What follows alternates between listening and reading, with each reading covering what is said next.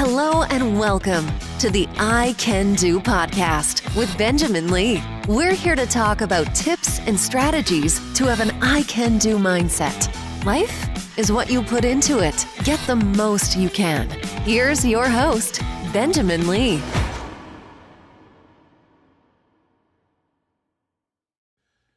Hello and welcome to another episode of I Can Do. I am Benjamin Lee. So happy that you are tuning in. We have people all around the United States and also around the world, and I really appreciate your support listening to this podcast. My prayer is that this podcast will be a great encouragement to you. Today, I have a special guest. Today, I have Sharon Lee with me on the I Can Do podcast. And for those who may not know, Sharon is my mother. So, Mom, good to have you on the show. Thank you. Glad to be here. Yes, thank you so much for being here. So this is your first time being on a podcast, huh? Yes, it is. Now, we have talked a little bit about you creating your own podcast.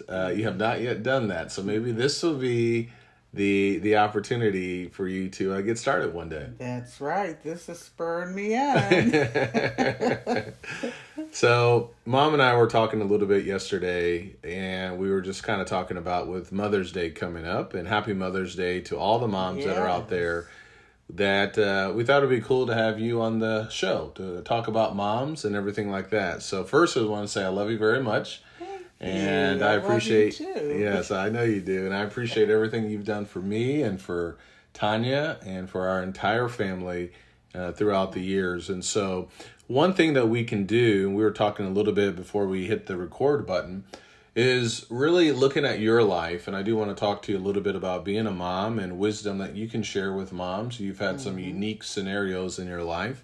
But you just mentioned to me that you kind of see your life divided into 3 stages, right? Right. So let's start off with stage number 1. What period of your life does this entail? And what are some of the big things that happened in that period of your life that you would like to share? Okay. I was telling him I feel like from age 5 to 6, we moved from my hometown, Ottawa, Illinois, to Champaign-Urbana, Illinois. And so from first grade through high school, I have many, many happy memories. Came from a very secure family with both mom and dad present until I was grown. And so I had many triumphs during that time. One of my goals was to become a candy striper. Now, what's a candy striper? Candy striper is a person who works at a hospital. And one of my first jobs was to sit in the information booth. Okay. And while I was in that information booth, I met my husband. I didn't know that at the time. But he came down the hall with another gentleman, and they had a little challenge: who could get me on the first date. Oh boy, who could take you out on the first date, right? Right. So what was this soon-to-be husband's name? His name was Eugene Lee, and the father of my kids, and I fell madly in love with him. Now, how old were you when you fell madly in love with Dad? 16. 16? Almost 17. Man, you wouldn't let me do that when I was 16. What's going on here? Couldn't control my feelings. So, do you remember the first date you and Dad had? I sure do. Okay, share if you can. McDonald's had just come to our town, and I went to McDonald's and roller skating. Do you remember what you ate at McDonald's? I assume there's a burger and a fry involved here, right? Cheeseburger, fry, and a vanilla shake. Oh, that's so good. So you guys used to go roller skating quite a bit. We did, and he became quite an expert with turning corners. Did he? And oh yes, and he was quite the attraction. had charisma even back then. Yeah. But we also went to movies, was a famous date, and there was a restaurant called Mr. Steak. and that was our favorite. Mm. So, and bowling. Yes. Those were probably 3 of our biggest dates. And picnics, walks in the park. Yeah. You know. Yeah. So you guys first met then when you were 16. Yes. You both met in a hospital. Was he working at the hospital? He was. What was he doing there? He was in the dietary foods area. Okay. And he was 18. Okay. And full of life, and a senior in high school, and I was a sophomore. Okay. All right. Very cool. So you first met when you were 16. And how old were you and how old was Dad when you both got married? I was 18, he was 20. Okay, so you dated for a couple of years. Okay.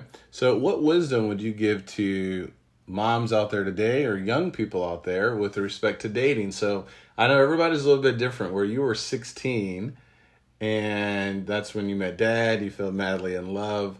Do you have any wisdom that you would want to share with young women today, moms out there today, with respect to dating or marriage? Yes. Okay. I learned, my dad was a minister. My mom was stay at home.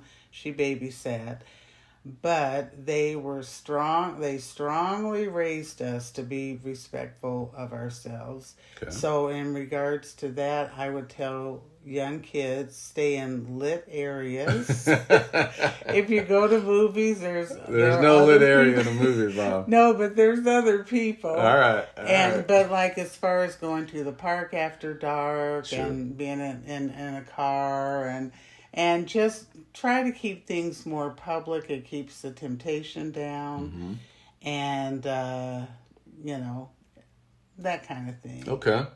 Yeah, I think when you think about dating and emotions and feelings, so Joshua, he's 10 years old, so I'm trying to think back when I was 16. I don't think I really had a girlfriend. I probably would have been probably a junior in high school, so I don't think I really had any serious girlfriends in high school. There were some girls that I liked, but I don't think I really had like a serious girlfriend. So, dating has changed quite a bit since when you were 16 and even since I was 16. So there's so much danger out there today, even with respect to social media. But I do appreciate you, and this is something that I think is important for this. Looking back when I was your age, you and I used to have a lot of conversations, and we would have a tennis ball, if I remember correctly, right? And any kind of ball.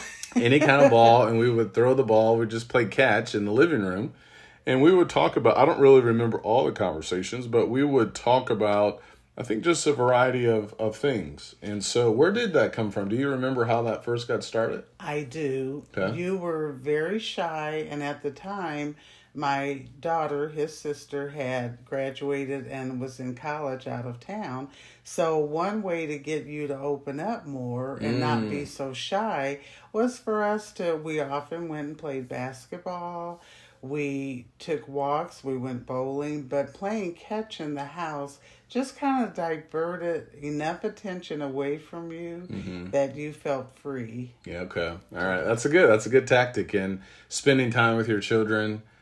I remember I was shy, but as I got more comfortable around people, I would open up more. But we also did talk quite a bit about girls. Oh, yes. We did talk about sex. There was, I don't know how far we went with those conversations. I don't think we really dove into it really big, unless you can remember elsewhere, unless I'm wrong about that.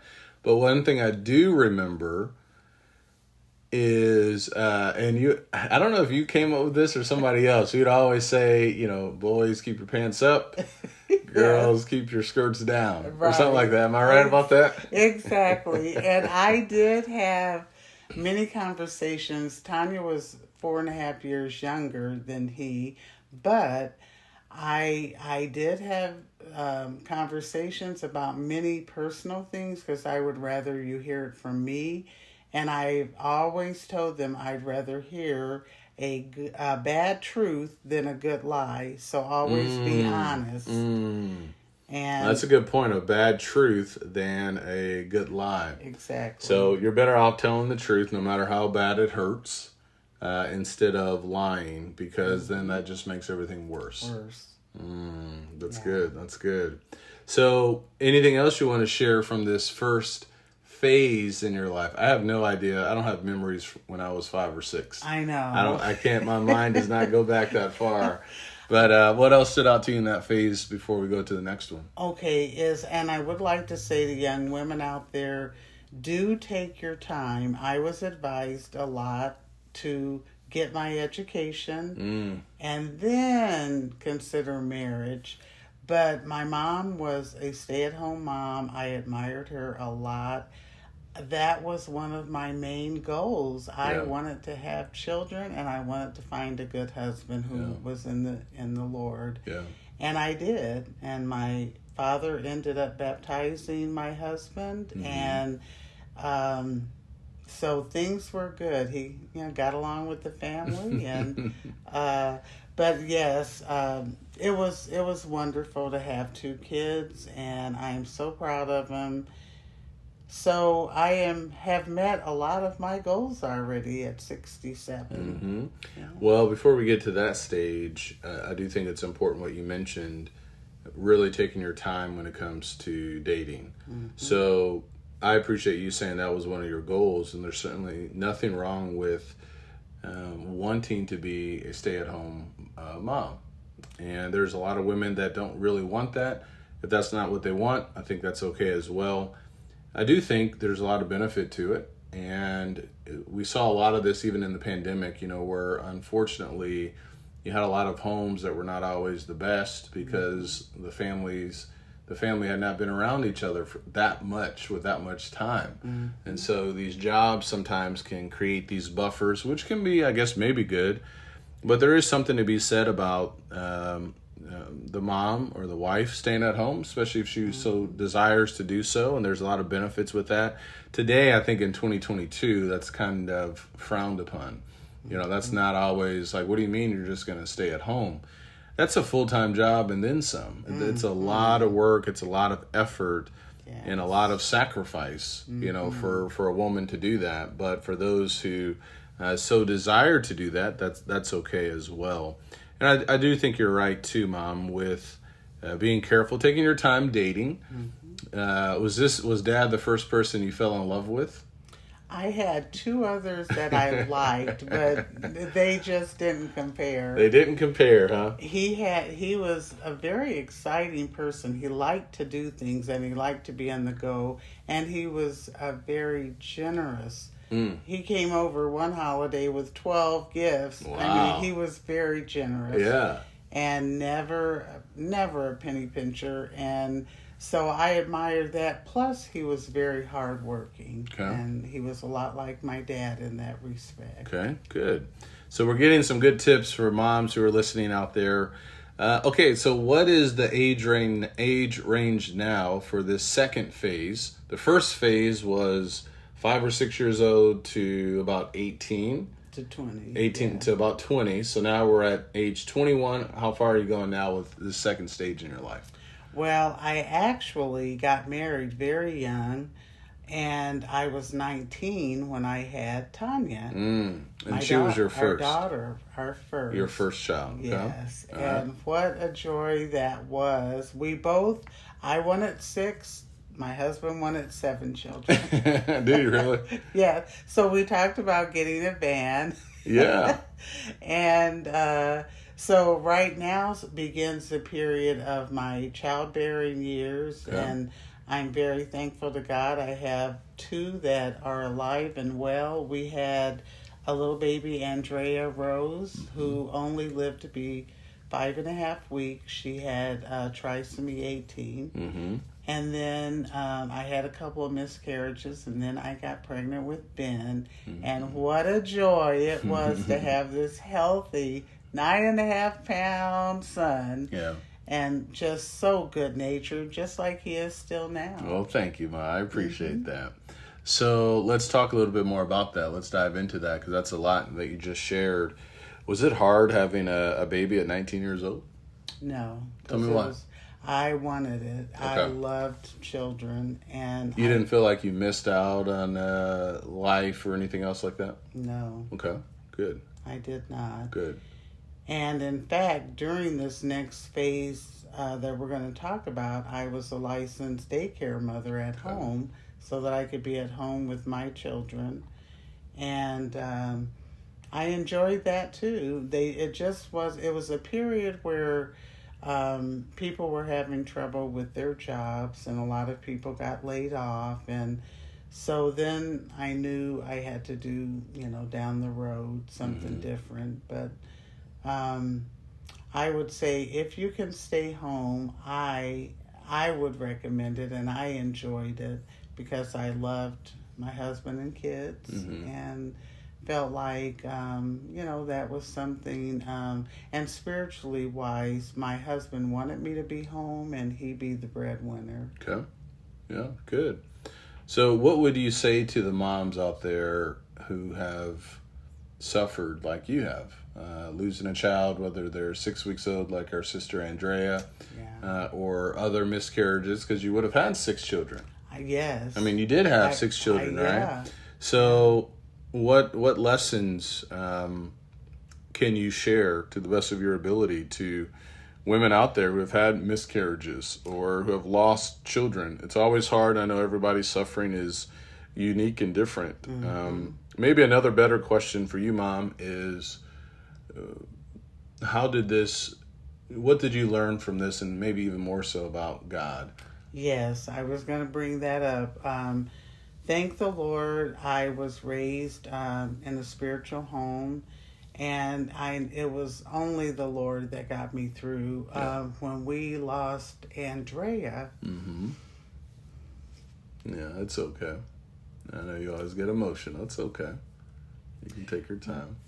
But anyway, that was very hard. Yeah. So my heart goes out to all of you out there, women that have gone through that, because we could hold her an hour a day. We never got to bring her home, but you never forget that. And I think of her all the time, and she would have just had her 47th birthday last month. Wow. So we never quit thinking about him, but I'm very grateful to God that he was right there with us and brought us through. And my husband was one that didn't get emotional, but that was one time I saw him cry. And he, when we were called and told that she had passed away, we went to the hospital and got to hold her for one last time. And I remember he wanted to be first, and he picked her up and kissed her. And so that was a very, very hard period in our lives. But the good thing that came out of that was we drew closer to God, both of us together. Yeah. Well, I appreciate you sharing that and your vulnerability. That's never easy. I do think it is good for people to hear that grief does not always have a expiration date, and everybody grieves differently, and yet there's something that I like to call good grief, where grief sometimes and a loss of a loved one, especially a baby, can pull people away from God and can really create more questions instead of confidence and turning to Him. So I appreciate that, and yet you're right. You never truly forget about them. Life goes on. We have to continue to move forward, but we never truly forget about them. So you would have been, what, 20, 21, 22 when Andrea was born? Because Tanya's only a year older, right? Yeah. Tanya's about a year and a half older than her. Okay. So, yeah, around 2021. Okay. Yeah. Well, after that, when did you guys decide to stop trying for more children? How old were you in that second stage? Do you remember that? I was 24 when I had you. Okay.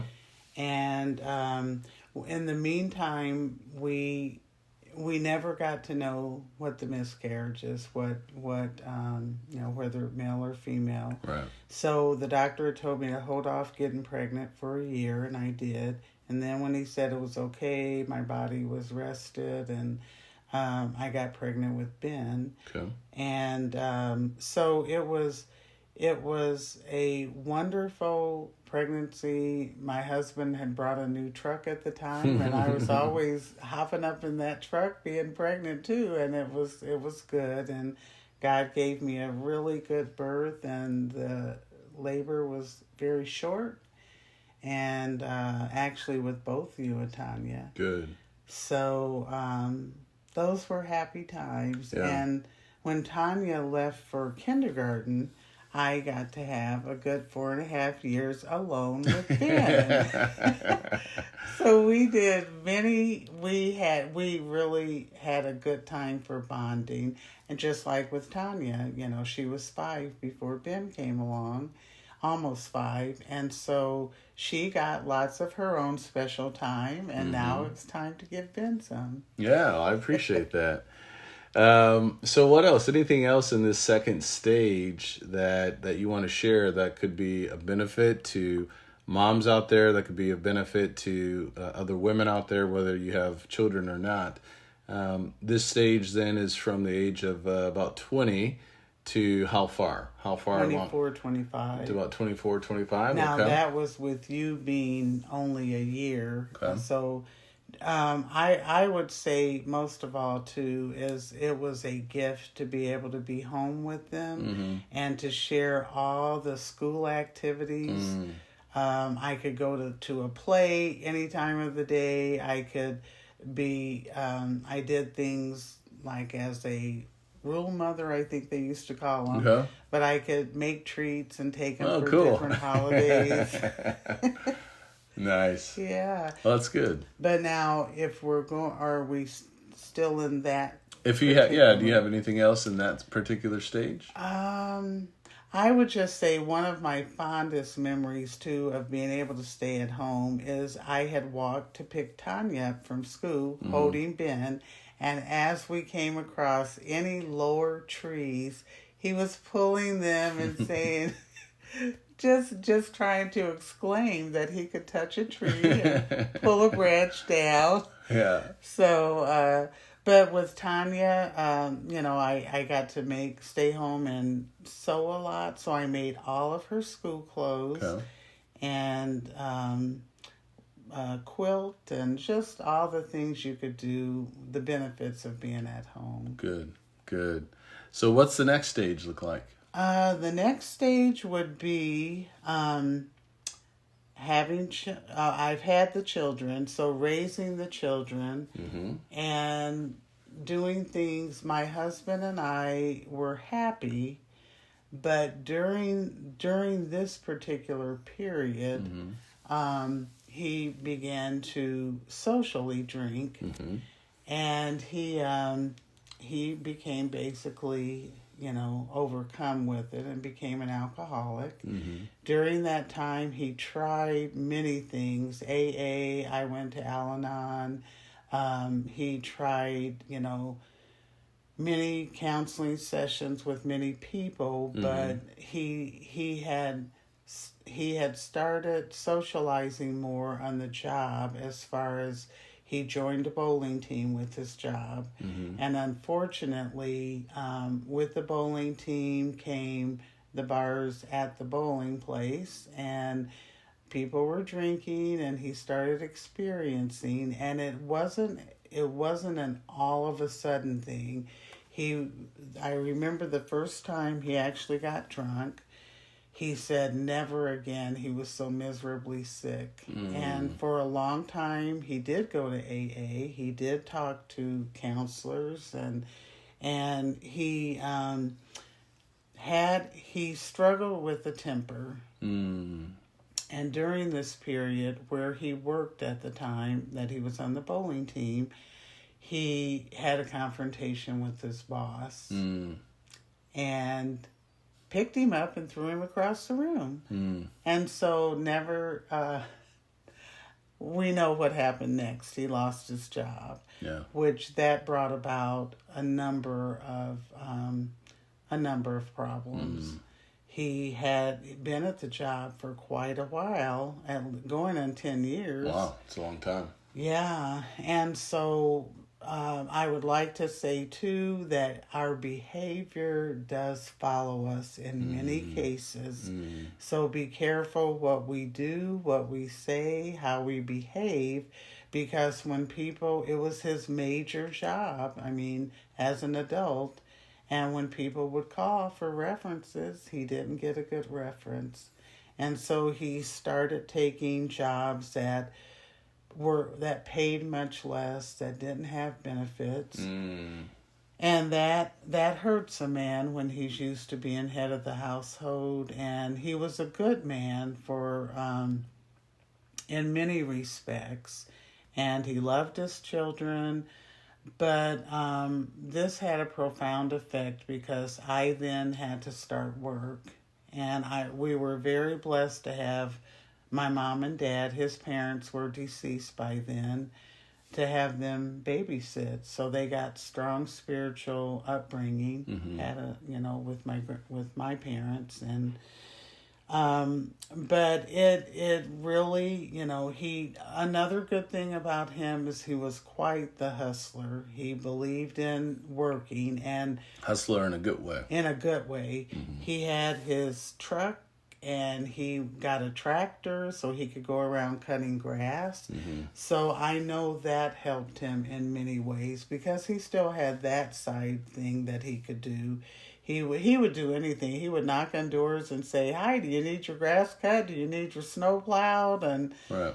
So we did still have some income during that time. Yeah, but it made it harder for sure. Yeah, there's a lot of lessons to learn from that. Even with young people, we all make mistakes. Nobody's going to be perfect. But I liked how you described it. Our choices, will follow us. Not that we can't be forgiven. We can.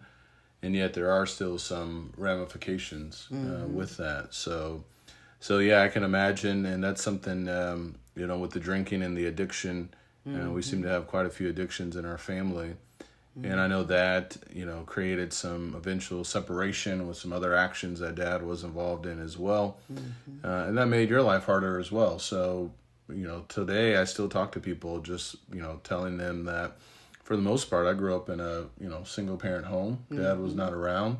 I can remember you working quite a bit, whether it was cleaning houses or different companies like NCTE or different things like that, cashiering and massage therapy, a restaurant, Pie Full Delights. Yes. Yeah, Pie Full Delights. We like that with the pie. That's for sure.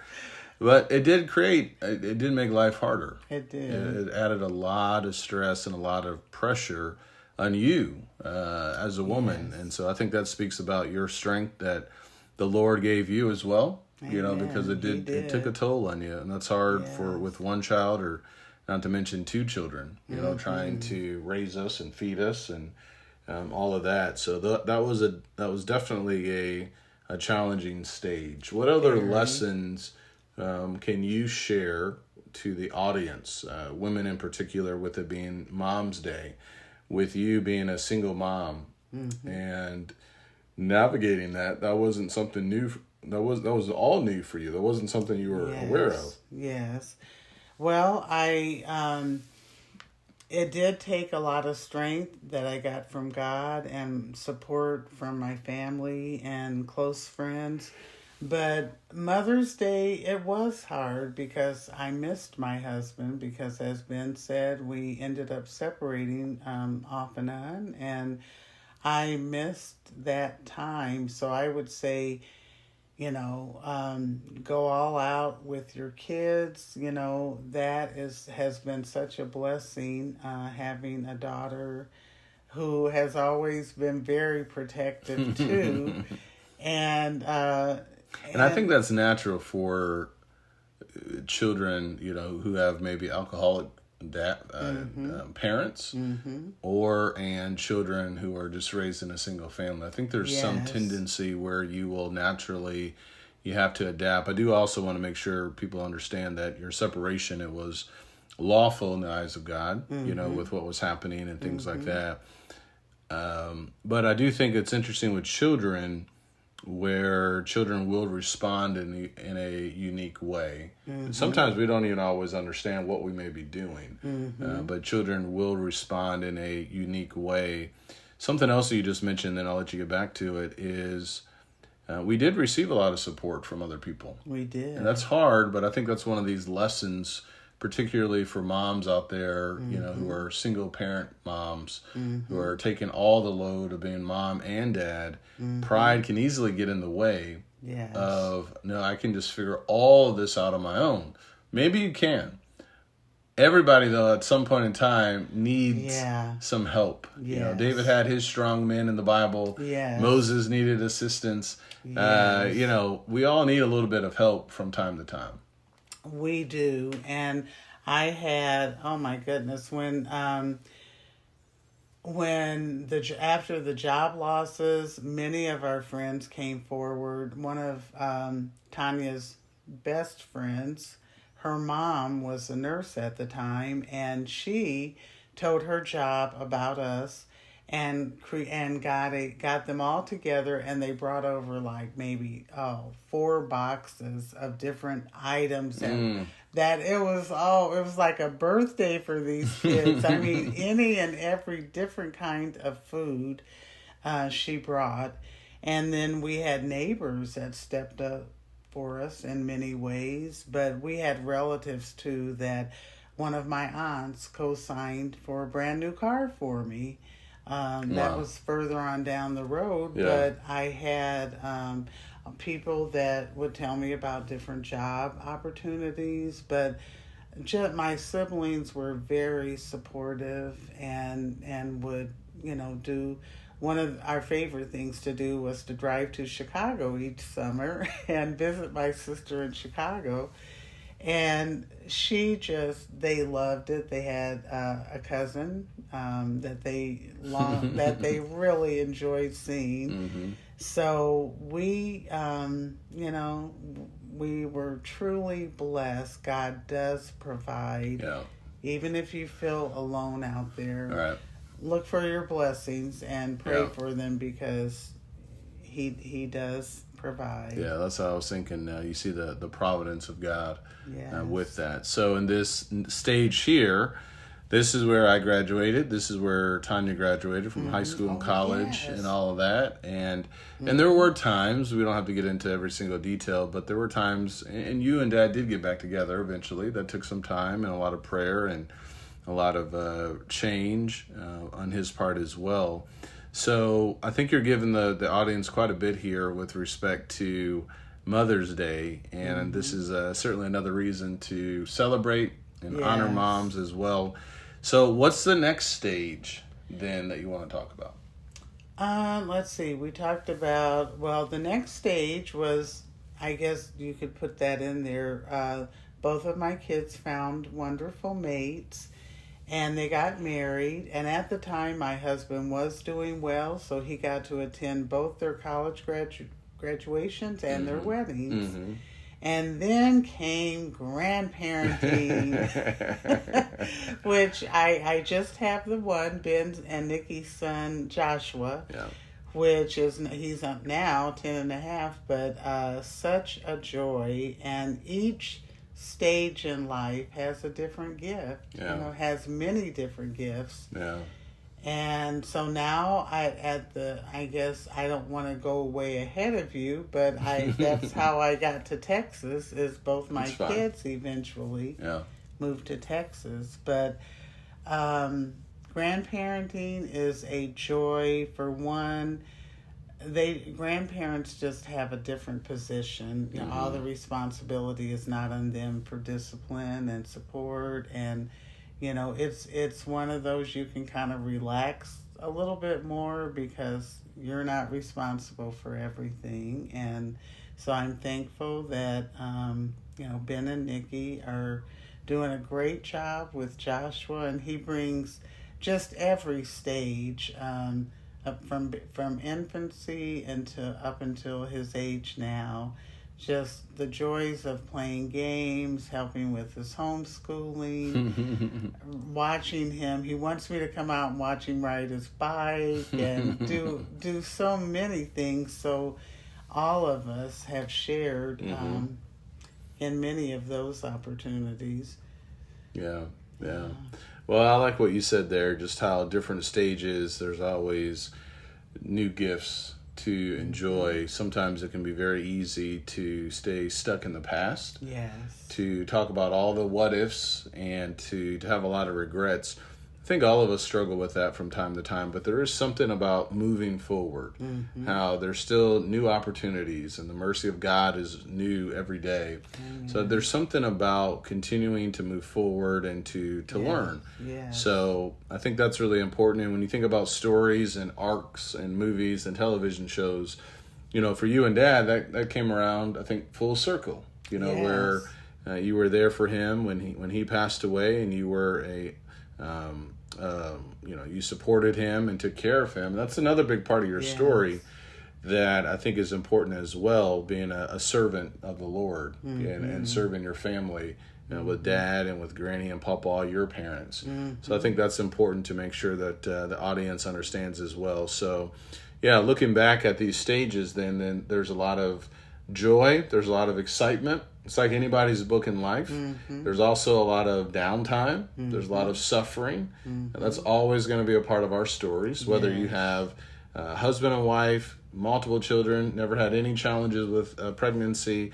There's still some kind of difficulty that all of us are going to face because we're on this side of life. So I think that's important for people to recognize.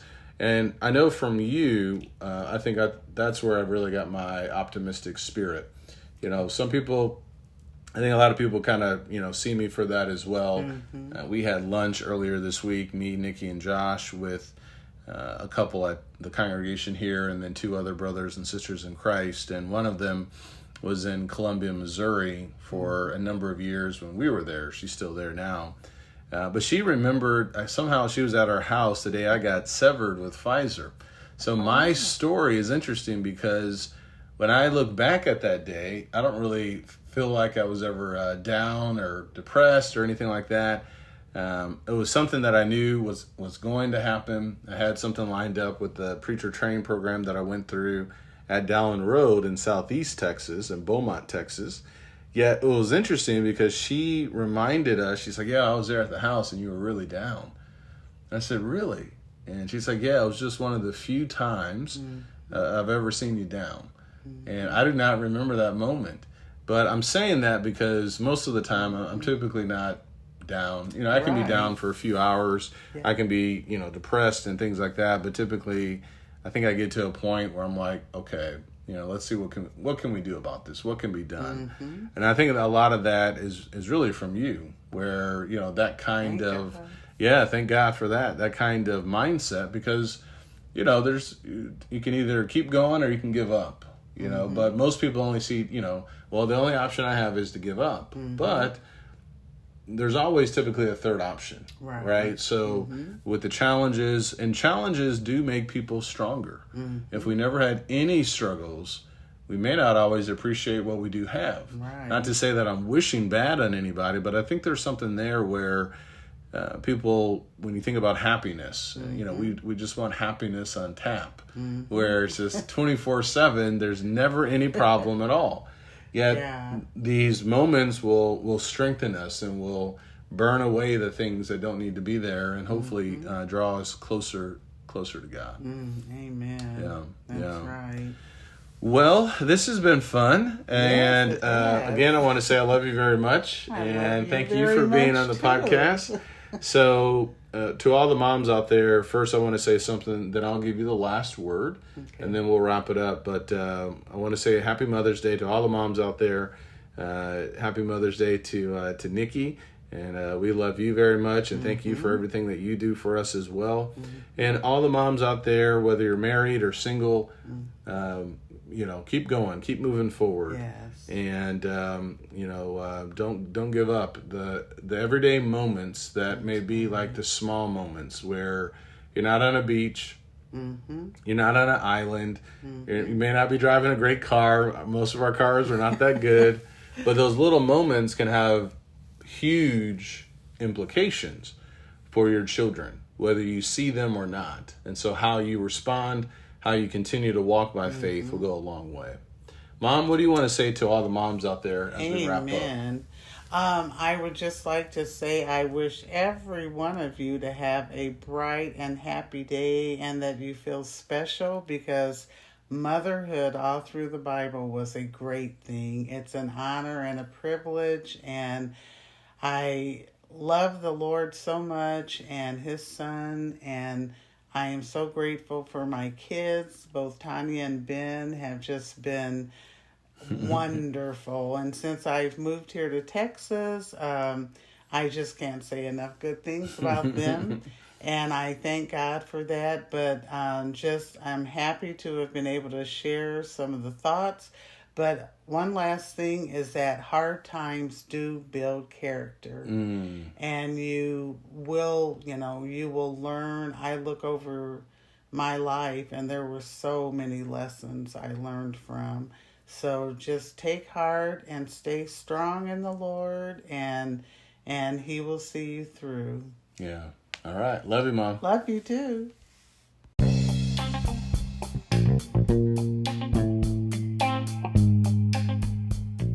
Once again, thank you so much for tuning in to this episode. If you are in the need or are looking for more motivation in your life, feel free to check out my website, benjaminlee.blog, where you can find hundreds of encouraging, motivational blog posts on a variety of subjects. You can find all of my books, which can also be found on Amazon.com, and other podcast interviews with a variety of people. I hope this helps. Please leave me a rating and a review. I can do, and so can you. Take care, and God bless.